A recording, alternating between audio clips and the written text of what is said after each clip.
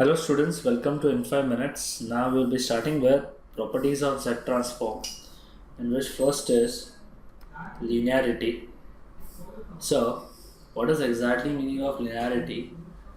Whenever we say that a signal is satisfying superposition theorem, we say that it is satisfying linearity. So we say here Z of A into F of K plus B into G of K. So there are two functions with which we can say A and B are constants.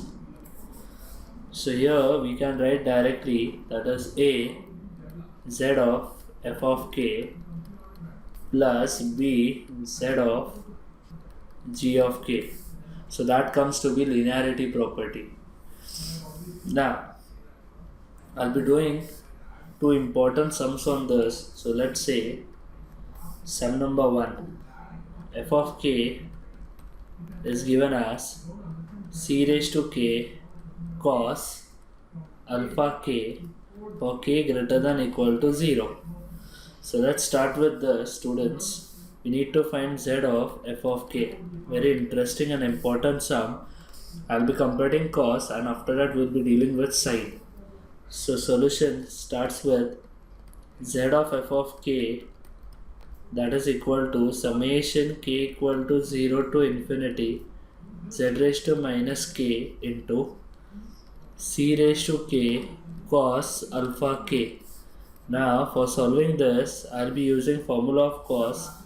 So what we can write, cos theta as e raised to I theta plus e raised to minus I theta divided by 2. Yes students, I'll be using formula of that.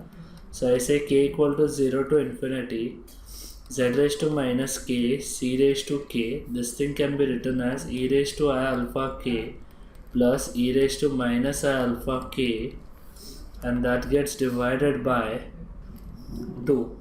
So now further I can just split it. So let's write that 1 by 2 outside, and further K equal to 0 to infinity, I'll be getting two terms. First is Z raised to minus K C raised to K e raised to I alpha K plus summation K equal to 0 to infinity Z raised to minus K C raised to K and e raised to minus I alpha K. So we write here Z of F of K comes to be 1 by 2, and this comes as summation K equal to 0 to infinity. This we can write as Z raised to minus 1 C Z raised to minus 1, and this has e raised to I alpha, and this whole raised to K.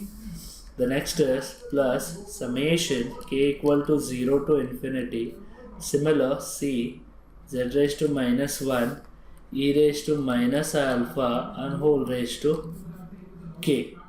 So now this comes to be our standard series, which I can write as 1 by 2.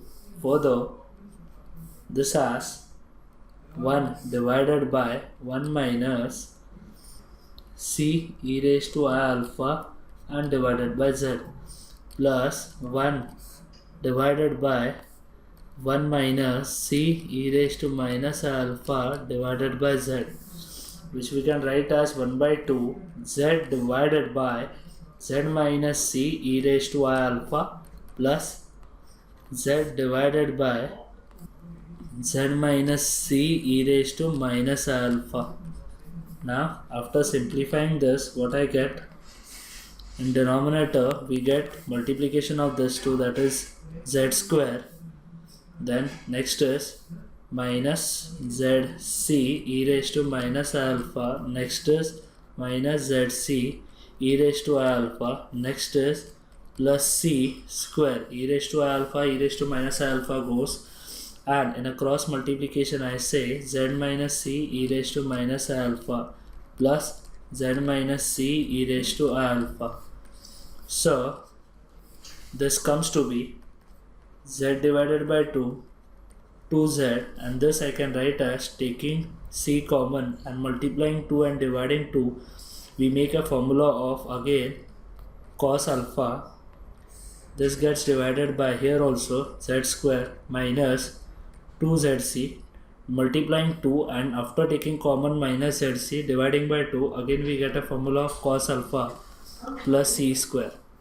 So further, after taking 2, we can write this as taking 2 common from numerator, we can multiplying z inside, this 2 and this 2 gets cancelled, and final answer comes to be z square minus zc cos alpha. This divides by z square minus 2zc cos alpha plus c square, and that's my answer.